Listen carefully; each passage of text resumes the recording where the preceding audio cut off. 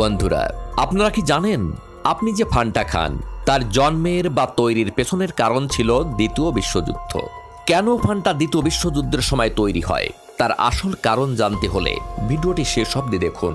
আর আমার ভিডিওগুলি ভালো লেগে থাকলে চ্যানেলটিকে সাবস্ক্রাইব করুন।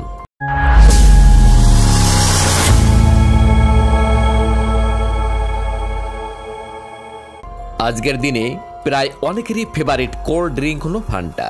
এই ফান্টার জন্ম হয় 1939 সালের দ্বিতীয় বিশ্বযুদ্ধের সময় জার্মানিতে। ওই সময় আমেরিকান ড্রিঙ্ক কোকাকোলা খুবই জনপ্রিয় ছিল। কোকাকোলা 1929 সালে একটি সিদ্ধান্ত নেয় যে তারা বাইরের দেশেও প্রোডাক্ট সাপ্লাই করবে। আর দেখতে দেখতে কোকাকোলা খুবই জনপ্রিয় হয়ে ওঠে জার্মানিতেও।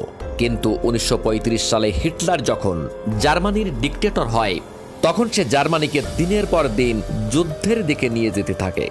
এইসবের কারণে জার্মানির বিজনেসগুলিতে খুব খারাপ প্রভাব পড়ে।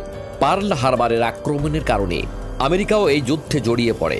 আমেরিকা জার্মানির বিরুদ্ধে যুদ্ধ ঘোষণা করে। তার ফলে trading with the enemy act of 1917 এর ব্যবহার এই যুদ্ধে দেখা যায়। আমেরিকা এই অ্যাক্ট অনুসারে শত্রু দেশের সঙ্গে কোনোদিন ব্যবসা করা যাবে না। ফলে আমেরিকা জার্মানিতে কোকাকোলার ব্যবসা করতে পারবে না। সেই সময় কোকাকোলার জার্মান ব্রাঞ্চের মালিক ছিল ম্যাক্স কিড। ইনি তখন তার ব্যবসাকে কোনোভাবে বাঁচানোর চেষ্টা করেছিলেন। ম্যাক্স তখন ভাবেন নতুন নতুন ড্রিঙ্কস বানানোর জন্য যেটি জার্মানিদের ভালো লাগবে। কিন্তু অসুবিধা ছিল যে যুদ্ধের সময় কাঁচামালের প্রচুর অভাব দেখা দিয়েছিল।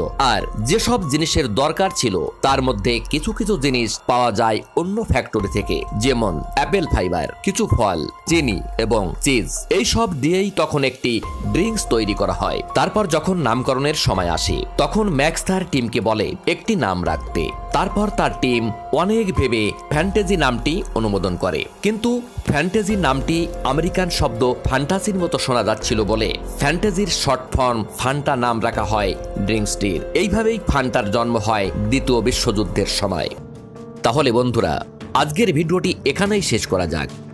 আপনাদের যদি ভিডিওটি ভালো লেগে থাকে তাহলে চ্যানেলটিকে অবশ্যই সাবস্ক্রাইব করে দেবেন। ভালো থাকবেন সবাই। দেখা হচ্ছে আগামী ভিডিওতে।